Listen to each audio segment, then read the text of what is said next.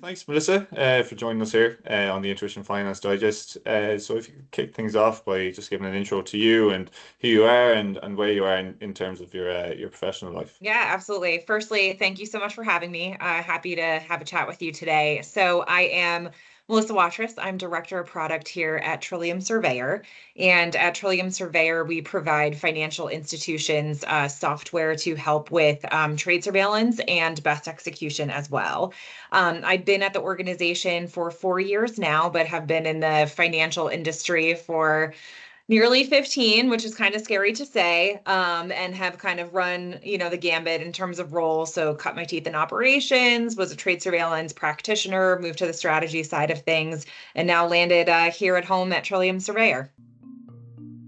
You've had a bit of an interesting career trajectory in that you were studying something completely different in college. You were studying anthropology. So, can you talk to me a bit about that and how you ended up transitioning from such a different sector into the role that you are now? Yeah, absolutely. It's certainly non-traditional, I would say.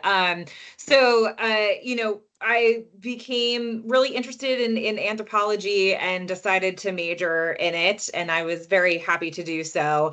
The kind of career opportunities there were certainly different than where I landed, but my senior year, I had written a pre-dissertation on markets and how markets influence, people, and got interested in that space. And luckily at the time, so I'm a Morgan Stanley alum, and they were recruiting at the liberal arts college at Binghamton University for operations people. And so I had a wonderful opportunity to be in operations, what they call the summer analyst, which was fantastic.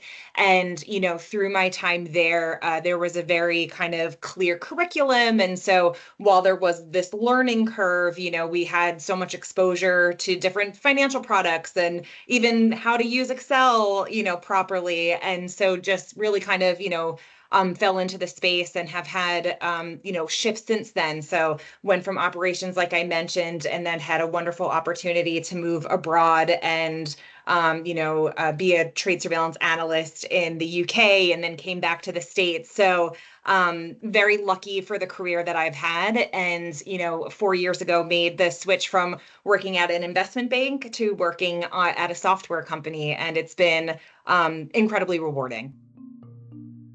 It's very interesting, like you've made that shift over into finance, and I presume that when you were in that kind of summer analyst role, that most of the other intake were they coming from background? They were. I think there were probably like a few liberal arts folks, but for the majority were coming from like, yeah, like finance or economy or economics rather. And so that was interesting because on the one hand, there was a little bit of imposter syndrome and just really Yeah. trying to, make sure that I proved myself and, really wanted to feel like I deserved to be there. But then on the other hand, it does introduce diversity of thought. And I think that that's really, interesting for organizations as they're working through incredibly complex issues that are not only, like I said, complex, but also very time sensitive. Having different voices at the table really does lend itself to innovation. And I think that that's, served me well through my career too. In terms of that, maybe that gap in knowledge that you had relative to the other people, how did you bridge that gap? Did you kind of have a strategy around developing those skills or developing that knowledge? How did you attack that issue, I suppose, or maybe not issue, but Yeah. That that steep difference in learning curve. Yeah. yeah. Yeah, no, it's a good question. I said, like, I'd probably say I'd tackle that in three ways. So one is reading, obviously, and really, trying to study as much as possible. This is before Chat GPT, so Investopedia was a good friend of mine, as well as, like we had to read this book called How a Trade is Made, and learning about that and just different stories, not even just about how like financial institutions work. So I think the reading and studying element was really important. Secondly, sitting with anybody who was willing to talk to me, so whether that was a trader or whether that was even somebody in wealth management, like just understanding the different ways that people operate, what motivates them, and also what's their pain points was really helpful for me me, in order to understand, how markets work and how I can be impactful and make people's lives easier. And then the third, I would say, is more of those like human skills too. So really developing like critical thinking and, some of the curriculums that you guys put together on your side at Intuition, which I think actually makes people, be differentiators. How can you think with a more agile mindset? How can you just take a true issue and break it down into smaller pieces and tackle it? So those three pillars really helped bridge that gap of knowledge that I was certainly facing at the time.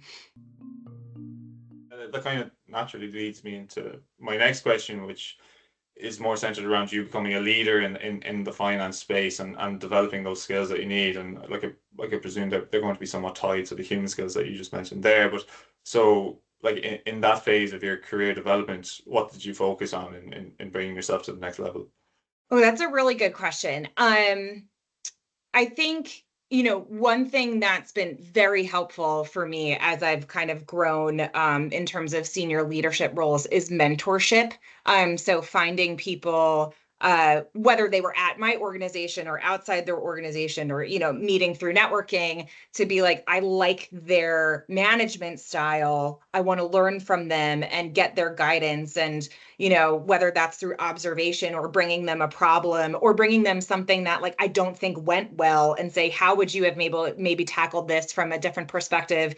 I think that's been really helpful kind of, coming up through the ranks. And then the other thing I would say too is just like not being afraid of change. I think that, quite honestly, people can get like a bit stuck in terms of thinking, well, it's worked for me for so long, so surely I don't need to change anything. But I remember being, coming into the workforce as a millennial and oh my gosh, the millennials were like verboten, like nobody wanted, all the articles were like, they don't work or they don't do anything. And that was really, that was kind of shocking to see sometimes. But I don't feel that way about the emerging generations into the workforce. I think that they come with really good ideas. They certainly come with different motivators that we need to be, aware of and try to foster. But learning from, folks who are entering the workforce about new technologies or new ways of thinking, just kind of keeps me current, I would say. Okay, yeah, so it definitely seems like embracing change is kind of something that you've personally embraced as well. Absolutely. It's the only Yeah, constant in life, as they say. indeed. We'd be remiss not to talk about AI when we're talking about change and its Sure. impact on finance and business in general. So, how has this kind of big shift over the past 18 months, 2 years, how has that impacted your work? Fundamentally, I joked at the start of this that, before the days of Chat GPT, we had AI, but I mean, sorry, we had, like Investopedia and different websites that we would need, to kind of comb through and find the answer, but you have answers at your fingertips now, which of course you have to sense check and make sure that, what you're getting is truth. But I think that, everywhere from anything from like administrative, so putting together project plans more easily, collating a bunch of information more easily to the actual, fundamental ways that our software is working. Like, how can we leverage AI to better detect market manipulation? How can we leverage AI to see emerging patterns that might not even be defined yet, but look anomalous?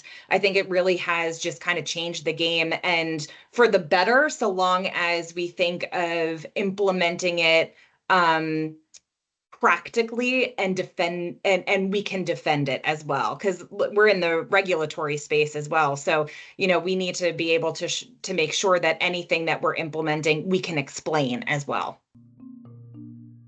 So, would you say that AI is now a learning area for you, or does somebody else manage that in-house and you kind of consult with them, or like how have you approached that? Sure. I was at a FINRA conference in April, and I remember one of the speakers said, people are not going to get replaced by AI, but the people who use AI are going to replace the people who do not use AI. So I think that it's almost everybody's responsibility right now to learn how to effectively interact with AI and pragmatically interact with it. So again, not taking everything at face value, but using it as a tool. So I would say it's absolutely a learning area of mine. It's a learning area of everybody in my organizations. And I would say, again, like at large, I think it's a learning area for all of us.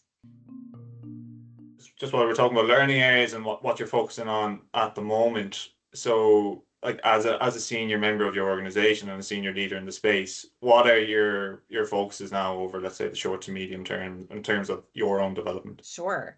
So I'll answer it in two ways. So as somebody who is, running product for the financial services, I think it's always kind of keeping an eye on the horizon for what we think is, an emerging area of interest for the market. So I'll give an example, overnight trading, which people were kind of mumbling about maybe a year ago or 2 years ago. That's now a real area of focus and a real area of opportunity. So, learning and immersing ourselves into understanding how overnight markets work. What are the opportunities now that, a desk in Asia can trade around the clock and have accessibility to things that they, U.S. equities that they might not have had access to, and thinner liquidity, in during these times, or during the overnight sessions. So we learned about it, and then we built a product to,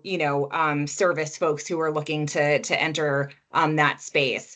I would say also, in terms of emerging, looking at like, we're getting a lot of interest in having, different types of behavior analysis for like RIAs, for example. So really seeing what's, coming out and what's interesting to the marketplace at large. And then always as a manager and always as somebody who runs a team, am I running my team as effectively as possible? Are there other tools out there that can, help our productivity? Are there other, motivators that I might not be thinking about? So it's really, the product side of things and then the human side of things, which again, I know you guys have a lot of strong curriculum on, to really kind of foster that knowledge. If you were a young person entering the workforce today or entering the financial space today in 2025, what would you focus on, and from yourself, but as well, like for you as a senior member, what would you want somebody like that to focus on too? Ooh, that's a good one. Um, I think curiosity is, if I can like boil it down to one word, I think that that would be the word that I would use. Being curious about markets, being curious around how different parts of an organization interact with each other and what the kind of big picture is. Being curious about hearing a problem and going, I have absolutely no idea what these people are talking about, but let me try to learn. I think that that really is kind of a differentiator nowadays. It's not just kind of taking things at face value, but questioning the status quo, really, really digging in and getting your teeth into a problem and trying to be as impactful as possible. How can I make people's lives easier? What value am I providing to somebody, just as myself? Okay, that's interesting. So is that something that you think has changed over the years in that like are people becoming less curious, or is that something that you think that it's just like it should be a blanket requirement, or not requirement, but Sure. a blanket thing people should focus on? Oh, that's a good one too. Do I think that people are becoming less curious? Look, I'm cautiously optimistic in kind of how I operate. So I don't know that people are getting less curious. I think that, again, we want to make sure that the tools that are out there are enhancing our lives versus taking away from things. So like, using AI to learn versus to just kind of replace, I think is important. So I think that curiosity is still out there, and the people who, really continue to lead with that tend to be successful. And, I certainly see it in our organization. That's how we've thoughtfully grown, and have bought in curious people. And, I'll give an example. Recently, we built a brand new product for best execution. And it was a bunch of people kind of coming together and saying, okay, well, this is sort of what's out in the market. How can we expand on this? How can we service the whole organization at large? So we're not just solving for the compliance side of things. Can we actually generate alpha for the trading side of the house? And we were able to do so successfully. And it's because we had a bunch of curious minds at the table who don't shy away from hard problems, but get excited by it. And I suppose somewhat on the topic of curiosity and looking at your move from Morgan Stanley over to Trillium Surveyor, like obviously they're two very different environments, I imagine. Can you talk to me a bit about that shift over and what that looked like for you on a professional level? Yeah, absolutely. So certainly different. That's for sure. I think that I've been very fortunate throughout my whole career that I've worked with really great people. And so that has lent itself to not having such a culture shock because I felt very supported on both sides. And I think, some of the things that I did at an investment bank and some of the pressures and things like that have translated nicely over to, the vendor and the software side of things because, you can think through critical problems and try to come up with a solution quickly and things like that. And so yeah, I almost like view it as like it definitely prepared me for moving over to the vendor side, and then also have been really lucky with the folks over here over at Trillium Surveyor that they were incredibly patient with me when I first started and maybe had some, wobbly times, along the way. I know for you that there's one area that you're particularly passionate about, and that's DEI, and you're involved in a number of different initiatives. Could you talk to me a little bit about your experience in DEI and the work that you're doing there as well? Yeah, absolutely. So, again, the kind of theme of my career has been just really great opportunities and really great people. And so I'm very passionate about kind of leveling the playing field as much as possible, and giving opportunities to maybe underserved communities who might not have that exposure. So, whether that's through mentorship and trying to, leverage some of the successes that I've had in my career, or even some of the things that were not so successful, and using those as learning opportunities or to provide guidance for particularly students, for example, who might not have that exposure otherwise. And then I'll also go back to diversity of thought. Different people, different backgrounds really lend itself to coming up with creative and innovative solutions. So as much as I can introduce that to an organization, I think has been incredibly helpful, and certainly certainly for our team. Yeah, it's interesting. Like obviously, there's this certain responsibility that you feel, but as well, there's an aspect that you feel like it actually helps the business and helps the organization, and there's a performance aspect to it as well. So, what's next for Trillium Surveyor now? Oh, my favorite question. So, like I mentioned, we launched our Best X tool. So, that's been really exciting, and getting that out to market, and working with clients and prospects to show the impact that it can have on an organization. We're really excited for that. Really excited to get more involved in the digital asset space, and building out new types of detections, whether that's kind of established from TradFi, so like wash and insider dealing, things of that nature, to seeing what's emerging and what's going to be new in that space. And then just really servicing the market, and where folks are interested in participating in something new, or if they're having challenges in an existing area, continuing to provide really impactful products to make their lives easier and to make marketplaces safer. If you were to give a message to the people working in the industry today, both from the senior perspective and the junior perspective, what message would that be? Just like at a general kind of career development level. Ooh, that's never stop learning. I think that's really it. Never stop learning. You know, we there's so many things that we all have blind spots on, and having conversations and taking classes at intuition, or kind of deep dive, sitting with somebody in a space that you've never had any exposure to. I think that just makes us more well-rounded people, and more well-rounded leaders and I contributors. think that's as good a note to end on as any, Melissa. Thanks very much for that chat, and best of luck with everything with Trillium Surveyor. Great, thanks for having me.